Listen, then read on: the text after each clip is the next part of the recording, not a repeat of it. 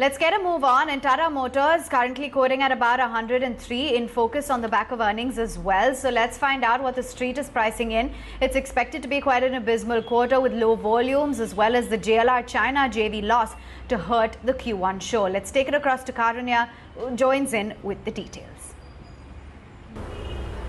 It's going to be a significantly weak quarter for Tata Motors. Do remember at the consolidated level with standalone as well as JLR volumes being extremely weak. Both of these entities likely to report heavy losses. You're looking at a weak figure on a consolidated level as well. For revenues, we're expecting a downtick of close to 55% coming in at 28,000 crores for the revenue figure. We're expecting a loss of 7,700 crores.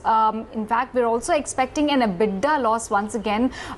So all the things that the company has been working towards for the last many quarters to turn the business around seem to have once again slipped back and seem to have gone futile given the COVID pandemic related challenges and disruptions. We're expecting an EBITDA loss of 1,700 crore rupees to be reported on a consolidated level.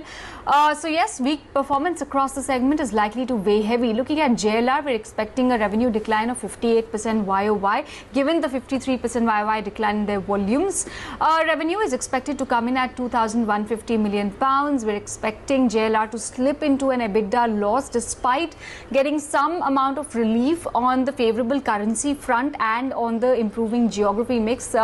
China had seen some improvement in the quarter gone by, but all of that is likely to be hit massively by a host of challenges because of the lockdown in key geographies. As far as factors to watch are concerned, we'll be looking closely for some update on the demand scenario on PVs and CVs in the domestic space, demand and inventory situation globally for the JLR business, what will be the discounting trends like for JLR's key markets, the update on China recovery, outlook on JLR volumes in all of these important markets, Europe, US as well as China, outlook on capex and R&D and domestic business turnaround strategy once again back in focus because they had been working on that. Now they'll perhaps have to have more aggressive plans, more aggressive targets. So let's see how the strategy will be panning out, but for now we're expecting the numbers to be quite weak.